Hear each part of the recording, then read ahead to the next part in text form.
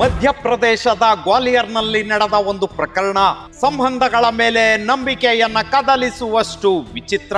ಒಬ್ಬ ಮಹಿಳೆ ತನ್ನ ಗಂಡನಿಂದ ವಿಚ್ಛೇದನ ಪಡೆಯೋಕೆ ಅವನ ಸ್ವಂತ ತಂಗಿಯನ್ನೇ ಎರಡನೇ ಹೆಂಡತಿ ಅಂತ ಕೋರ್ಟ್ ಮುಂದೆ ನಿಲ್ಲಿಸಿದ್ಲು.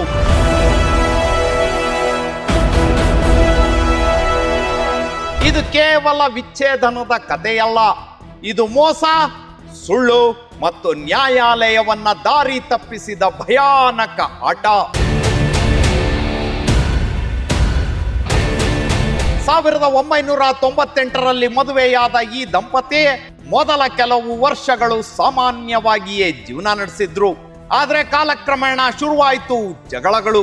ಪತಿ ಮಾರ್ಕೆಟಿಂಗ್ ಕಂಪನಿಯಲ್ಲಿ ಕೆಲಸ ಮಾಡ್ತಿದ್ದ, ಹೆಚ್ಚು ಸಮಯ ಮನೆಯಿಂದ ಹೊರಗೆ ಇರ್ತಿದ್ದ, ಮನೆಗೆ ಸಮಯ ಕೊಡುತ್ತಿದ್ದದ್ದೇ ಕಡಿಮೆ. ಹೆಂಡತಿಗೆ ಅನುಮಾನ, ಅಸಮಾಧಾನ, ಒತ್ತಡ.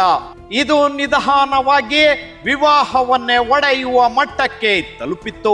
2015ರಿಂದ ಇಬ್ಬರು ಪ್ರತ್ಯೇಕ ಜೀವನ ಮಾಡುವ ಹಂತ ತಲುಪಿದ್ರು. ಪತ್ನಿ ವಿಚ್ಛೇದನ ಬಯಸಿದ್ಲು, ಆದ್ರೆ ವಿಚ್ಛೇದನಕ್ಕೆ ಪತಿ ಒಪ್ಪಿಗೆ ಕೊಡಲಿಲ್ಲ.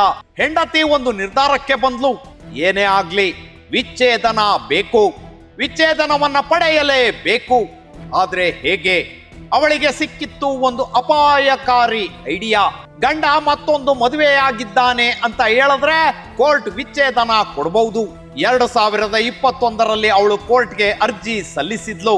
ನನ್ನ ಗಂಡ ಇನ್ನೊಬ್ಳನ್ನ ಮದುವೆ ಆಗಿದ್ದಾನೆ ಅಂದಿದ್ಲು. ಕೋರ್ಟ್ ಸಾಕ್ಷಿ ಕೇಳಿತ್ತು.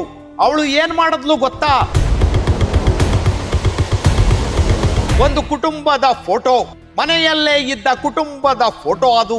ಅದರಲ್ಲಿ ಗಂಡನ ಪಕ್ಕದಲ್ಲಿ ನಿಂತಿದ್ದ ಮಹಿಳೆಯನ್ನೇ ತೋರಿಸಿ ಅವಳು ಅವನ ಎರಡನೇ ಹೆಂಡತಿ ಅಂದು ಬಿಟ್ಲು. ಇಷ್ಟಕ್ಕೂ ಆಕೆ ಯಾರು ಗೊತ್ತಾ? ಆಕೆ ಅವನ ಸ್ವಂತ ತಂಗಿ.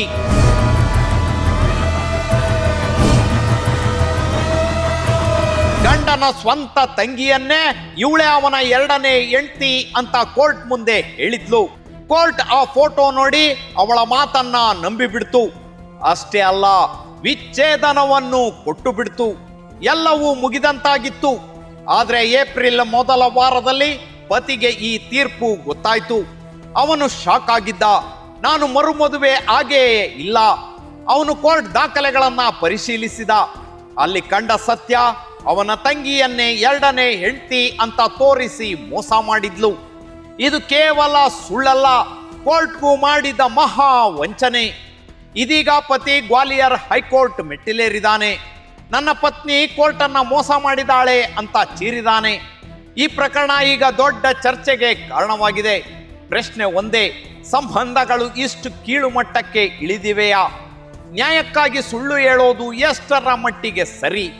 ಹೊಡ ಹುಟ್ಟಿದ ತಂಗಿ ಫೋಟೋ ತೋರಿಸಿ ಪತ್ನಿ ಅಂತ ಅವಳು ಹೇಳಿದ್ದನ್ನ ಕೋರ್ಟ್ ಅಷ್ಟು ಬ್ಲೈಂಡ್ ಆಗಿ ನಂಬಿದ್ದಾದ್ರೂ ಹೇಗೆ? ಇದೀಗ ಹೈಕೋರ್ಟ್ ಏನು ತೀರ್ಮಾನ ಕೊಡುತ್ತೆ?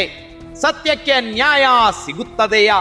ಇಂತಹ ಮತ್ತಷ್ಟು ನೈಜ ಘಟನೆಗಳಿಗಾಗಿ stay tune Suman TV Kannada.